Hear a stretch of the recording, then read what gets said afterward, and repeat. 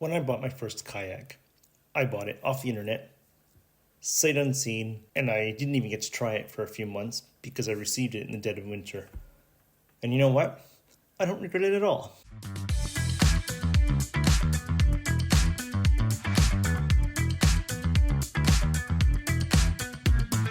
So try before you buy. That's the first thing they talk about when buying a kayak. Go somewhere, try a kayak, and see if you like it before you buy it. And it's good advice, but it doesn't work for everybody. So, you want to buy your first kayak? What should you do? Well, first, let's start with try before you buy options. Number one, look for your local club. If you have a local club, do they have a kayak fleet? I know my local club has 3 different container storages at 3 different locations. You can go and you can rent a kayak and take it out and paddle it. And they have a variety of different kayaks too, even, which is great. So you can get a feel for what you like and dislike in a kayak. And if there's something you really enjoy, then you know to kind of start looking for what you like about that kayak for your own. Another there are services where you can rent kayaks that are businesses instead of clubs. Here in Sweden, we have one called Kayakomat. They rent .65 kayaks, .65 being a brand, and they're pretty expensive, so not really a cheap way to do it, but they're set up much the same way my club is, except across the entire country. Go rent one of your kayaks, try it out, and then put it back when you're done. There are rental shops, which are often businesses that sell kayaks and kayak gear as well. And there you can go and you can rent from their fleet, and you can try and buy a kayak from them or try out their kayaks and see what you like and if that's something that appeals to you before buying. Those are all good ways to try your kayak before you buy, but why would you not want to do that? What if you can't do that? Well, for me, it was a combination of factors here. I did not know anything about my local club. I knew it existed, but I didn't know anything about it. I had not really researched it. I did not know they had a fleet to try. There are 2 shops within driving distance of me, but I could see their inventories online, and I knew that I could not afford any of the kayaks that they had. They were all outside my budget. So what's the point in even going to them to try out a kayak, because I know I'm not going to buy? So that put me in a situation where I kind of needed to buy online because I just needed a kayak for the cottage, and most importantly, I wanted to get out. And I knew that I didn't know enough. I knew that I didn't know what mattered or what was important in a kayak. I could watch YouTube videos telling me the different hull shapes, telling me what the heck a chine is, stuff like that. But that's just theoretical information that doesn't really mean a lot in that kind of case. So when I ended up looking for a kayak, I went with the factors that I could control, the factors that I could understand. I picked them based on color. That was really important to me. I picked based on weight. That was also really important to me. And plastic kayaks are heavy. They're really heavy. So I went with the lightest option I could find, which was about 24 kilos, I think. So it's not bad weight. It's lighter than any of the other plastic kayaks that I ever regularly deal with these days. But that was an important consideration. And of course I went on price because I didn't have a lot of money.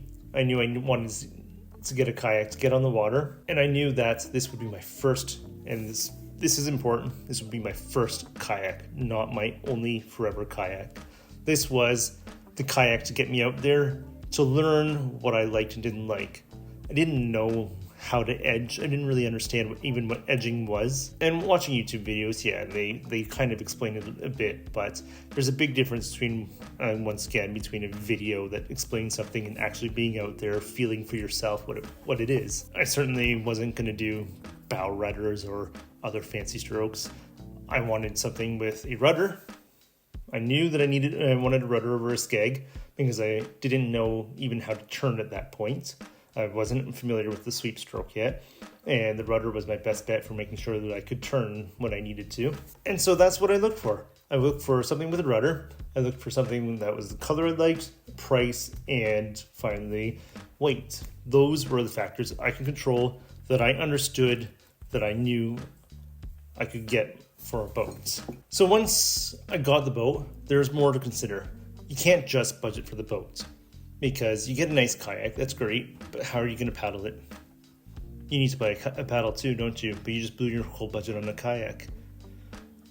So here's the following things that you need to budget for in addition to the kayak itself. And you need to consider these up front, look into the prices up front, and know that these are things you have to have. Number one is a paddle.